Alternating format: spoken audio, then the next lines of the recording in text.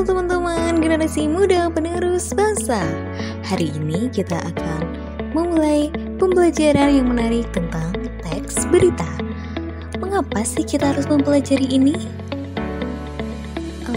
Karena teks berita adalah cerminan dari kejadian di sekitar kita yang membutuhkan pengetahuan dan pemahaman yang mendalam.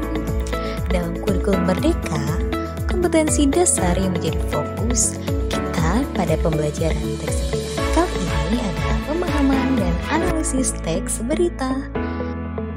Nah, apa sih yang dimaksud dengan teks berita itu? Teks berita adalah teks yang menyampaikan kabar atau informasi mengenai peristiwa faktual dan aktual kepada masyarakat. Unsur-unsur teks berita. Unsur teks berita terdiri dari 6 macam yang bisa kita kenal sebagai 5W plus 1H. Yang pertama ada what, artinya apa yang digunakan untuk menjelaskan peristiwa yang terjadi. Yang kedua yaitu where, artinya di mana peristiwa atau lokasi itu terjadi.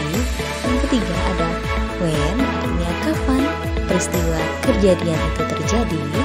Yang keempat ada who, yang artinya siapa saja yang terlibat pada peristiwa tersebut, yaitu pelaku, korban, ataupun saksi mata. Yang kelima ada why, mengapa atau penyebab alasan peristiwa itu terjadi. Yang terakhir bagaimana atau how, menjelaskan proses terjadinya peristiwa dan kondisi terkini sesuai dengan urutan waktu. Struktur teks berita. Yang pertama, kepala berita. Kepala berita adalah bagian awal yang memuat banyak informasi penting, yaitu terkait dengan apa, di mana, kapan, dan siapa. Kepala berita disebut juga sebagai light, teras berita, atau orientasi. Yang kedua yaitu tubuh berita. Pada bagian tubuh berita terdapat jawaban atau pertanyaan mengapa, bagaimana peristiwa itu terjadi. Struktur ini memuat latar belakang, penyebab, hingga upaya apa yang dilakukan pihak terkait untuk menyelesaikan peristiwa itu. Yang ketiga yaitu ekor berita. Di bagian ini mencantumkan informasi yang bersifat tambahan, bisa berupa kesimpulan akhir dari narasumber. Kaidah kebahasaan teks berita. Yang pertama, bahasa yang baku atau sesuai dengan KBBI atau PUBI. Yang selanjutnya menggunakan konjungsi temporal yang menyatakan tempat, seperti kejadian, selanjutnya, kemudian, dan sebagainya. Yang selanjutnya menggunakan kata kerja mental. Yang selanjutnya menggunakan konjungsi penerang dan kalimat langsung.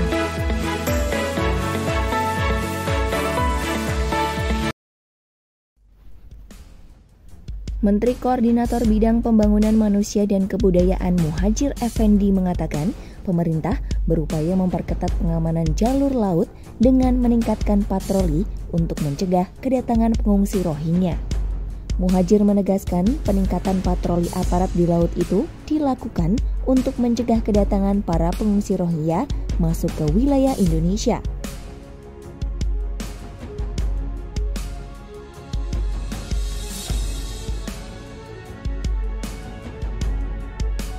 Muhadjir meminta pengertian UNHCR terkait langkah nyata yang dilakukan Republik Indonesia. Salah satunya menolak kedatangan pengungsi Rohingya masuk ke Indonesia. Muhadjir juga meminta agar UNHCR segera memindahkan para pengungsi Rohingya dari Indonesia. Ia menilai jangan sampai ada lagi pemakluman dengan bantuan biaya hidup untuk para pengungsi Rohingya. Sebab pemerintah Indonesia juga memiliki persoalan dalam negeri yang harus diselesaikan. Menurut Muhadjir, cara untuk menolak pengungsi Rohingya adalah dengan mencegah mereka masuk ke Indonesia. Ia menyarankan pencegahan itu dilakukan di perairan di luar zona ekonomi eksklusif Indonesia.